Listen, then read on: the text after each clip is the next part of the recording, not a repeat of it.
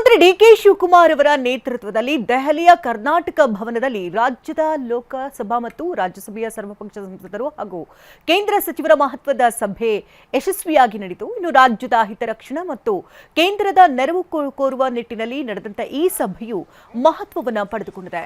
ಕರ್ನಾಟಕದಲ್ಲಿ ಎದುರಾಗಿರುವಂತಹ ತೀವ್ರ ಬರ ಪರಿಸ್ಥಿತಿಯ ಕುರಿತು ಸಭೆಯಲ್ಲಿ ಪ್ರಮುಖವಾಗಿ ಚರ್ಚೆಯನ್ನು ಮಾಡಲಾಯಿತು. ಸಂಕಷ್ಟದಲ್ಲಿರುವಂತಹ ರಾಜ್ಯದ ರೈತರಿಗೆ ಕೇಂದ್ರ ಸರ್ಕಾರದಿಂದ ಅಗತ್ಯ ಆರ್ಥಿಕ ನೆರವು ಕೊಡಿಸುವಂತೆ ಸಿಎಂ ಮನವಿಯನ್ನು ಮಾಡಿಕೊಂಡಿದ್ದಾರೆ. ಇನ್ನು ಕಾವೇರಿ ನದಿ ನೀರು ಹಂಚಿಕೆ ವಿವಾದ ಮತ್ತು ತಮಿಳುನಾಡಿನ ಆಕ್ಷೇಪಗಳ ನಡುವೆ ಮೇಕೆದಾಟು ಸಮತೋಲನ ಜಲಾಶಯ ಯೋಜನೆಯನ್ನ ಜಾರಿಗೊಳಿಸುವುದಕ್ಕೆ ಕೇಂದ್ರದ ಮೇಲೆ ಒತ್ತಡ ಹೇರುವ ಬಗ್ಗೆ ಚರ್ಚೆಯನ್ನು ನಡೆಸಲಾಯಿತು.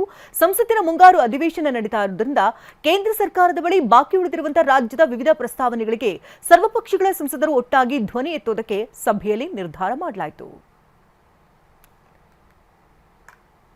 ಕಾವೇರಿ ನೀರು ವಿಚಾರವಾಗಿ ದೆಹಲಿಯಲ್ಲಿಂದು ಸಿಡಬ್ಲ್ಯೂಆರ್ಸಿ ಸಭೆ.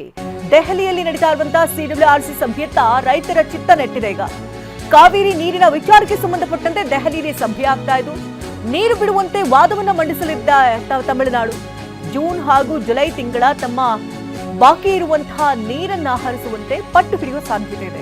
ನೀರು ಬಿಡೋದಕ್ಕೆ ಸಾಧ್ಯವೇ ಇಲ್ಲ ಅಂತ ಕರ್ನಾಟಕದ ಕಡೆಯಿಂದಲೂ ಕೂಡ ವಾದ ಮಂಡಿಸುವಂತಹ ಸಾಧ್ಯತೆ ಇದು. ಕಾವೇರಿ ಕೊಳ್ಳದ ಪರಿಸ್ಥಿತಿ ಸಭೆಯನ್ನ ನಡೆಸಲಿದ್ದಾರೆ ಅಧಿಕಾರಿಗಳು. ಕೆಆರ್ಎಸ್ ಸೇರಿದಂತೆ ಕಾವೇರಿ ಕೊಳ್ಳದ ಡ್ಯಾಂಗಳಲ್ಲಿ ನೀರೇ ಇಲ್ಲ. ಸದ್ಯ ಇರುವಂತಹ ನೀರು ಕುಡಿಯುವ ಉದ್ದೇಶಕ್ಕಾಗಿ ಅಗತ್ಯವಿದೆ. ಕುಡಿಯುವ ನೀರಿಗೆ ಆದ್ಯತೆ ನೀಡಬೇಕು ಅಂತ ಸುಪ್ರೀಂ ತೀರ್ಪನ್ನು ಕೊಟ್ಟಿದೆ. ಸುಪ್ರೀಂ ಕೋರ್ಟ್ ತೀರ್ಪನ್ನು ಮುಂದಿಟ್ಟುಕೊಂಡು ಅಧಿಕಾರಿಗಳಿಂದ ವಾದ ಮಂಡಿಸುವ ಸಾಧ್ಯತೆ ಇದೆ. ಮುಖ್ಯಮಂತ್ರಿ ಡಿಕೆ ಶಿವಕುಮಾರ್ ಅವರ ನೇತೃತ್ವದಲ್ಲಿ ದೆಹಲಿಯ ಕರ್ನಾಟಕ ಭವನದಲ್ಲಿ ರಾಜ್ಯದ ಲೋಕಸಭಾ ಮತ್ತು ರಾಜ್ಯಸಭೆಯ ಸರ್ವಪಕ್ಷ ಸಂಸದರು ಹಾಗೂ ಕೇಂದ್ರ ಸಚಿವರ ಮಹತ್ವದ ಸಭೆ ಯಶಸ್ವಿಯಾಗಿ ನಡೆಯಿತು. ಇನ್ನು ರಾಜ್ಯದ ಹಿತರಕ್ಷಣೆ ಮತ್ತು ಕೇಂದ್ರದ ನೆರವು ಕೋರುವ ನಿಟ್ಟಿನಲ್ಲಿ ನಡೆದಂತ ಈ ಸಭೆಯು ಮಹತ್ವವನ್ನು ಪಡೆದುಕೊಂಡಿದೆ. ಕರ್ನಾಟಕದಲ್ಲಿ ಎದುರಾಗಿರುವಂತಹ ತೀವ್ರ ಬರ ಪರಿಸ್ಥಿತಿಯ ಕುರಿತು ಸಭೆಯಲ್ಲಿ ಪ್ರಮುಖವಾಗಿ ಚರ್ಚೆಯನ್ನು ಮಾಡಲಾಯಿತು. ಸಂಕಷ್ಟದಲ್ಲಿರುವಂತಹ ರಾಜ್ಯದ ರೈತರಿಗೆ ಕೇಂದ್ರ ಸರ್ಕಾರದಿಂದ ಅಗತ್ಯ ಆರ್ಥಿಕ ನೆರವು ಕೊಡಿಸುವಂತೆ ಸಿಎಂ ಮನವಿಯನ್ನು ಮಾಡಿಕೊಂಡಿದ್ದಾರೆ. ಇನ್ನು ಕಾವೇರಿ ನದಿ ನೀರು ಹಂಚಿಕೆ ವಿವಾದ ಮತ್ತು ತಮಿಳುನಾಡಿನ ಆಕ್ಷೇಪಗಳ ನಡುವೆ ಮೇಕೆದಾಟು ಸಮತೋಲನ ಜಲಾಶಯ ಯೋಜನೆಯನ್ನ ಜಾರಿಗೊಳಿಸುವುದಕ್ಕೆ ಕೇಂದ್ರದ ಮೇಲೆ ಒತ್ತಡ ಹೇರುವ ಬಗ್ಗೆ ಚರ್ಚೆಯನ್ನು ನಡೆಸಲಾಯಿತು.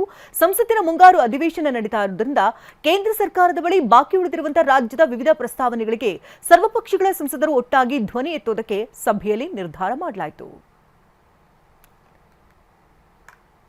ಕಾವೇರಿ ನೀರು ವಿಚಾರವಾಗಿ ದೆಹಲಿಯಲ್ಲಿಂದು ಸಿಡಬ್ಲ್ಯೂಆರ್ಸಿ ಸಭೆ.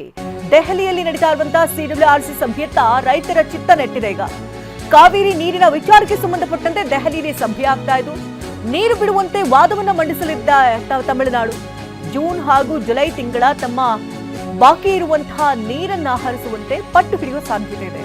ನೀರು ಬಿಡೋದಕ್ಕೆ ಸಾಧ್ಯವೇ ಇಲ್ಲ ಅಂತ ಕರ್ನಾಟಕದ ಕಡೆಯಿಂದಲೂ ಕೂಡ ವಾದ ಮಂಡಿಸುವಂತಹ ಸಾಧ್ಯತೆ ಇದು. ಕಾವೇರಿ ಕೊಳ್ಳದ ಪರಿಸ್ಥಿತಿ ಸಭೆಯನ್ನ ನಡೆಸಲಿದ್ದಾರೆ ಅಧಿಕಾರಿಗಳು. ಕೆಆರ್ಎಸ್ ಸೇರಿದಂತೆ ಕಾವೇರಿ ಕೊಳ್ಳದ ಡ್ಯಾಂಗಳಲ್ಲಿ ನೀರೇ ಇಲ್ಲ. ಸದ್ಯ ಇರುವಂತಹ ನೀರು ಕುಡಿಯುವ ಉದ್ದೇಶಕ್ಕಾಗಿ ಅಗತ್ಯವಿದೆ. ಕುಡಿಯುವ ನೀರಿಗೆ ಆದ್ಯತೆ ನೀಡಬೇಕು ಅಂತ ಸುಪ್ರೀಂ ತೀರ್ಪನ್ನು ಕೊಟ್ಟಿದೆ. ಸುಪ್ರೀಂ ಕೋರ್ಟ್ ತೀರ್ಪನ್ನು ಮುಂದಿಟ್ಟುಕೊಂಡು ಅಧಿಕಾರಿಗಳಿಂದ ವಾದ ಮಂಡಿಸುವ ಸಾಧ್ಯತೆ ಇದೆ.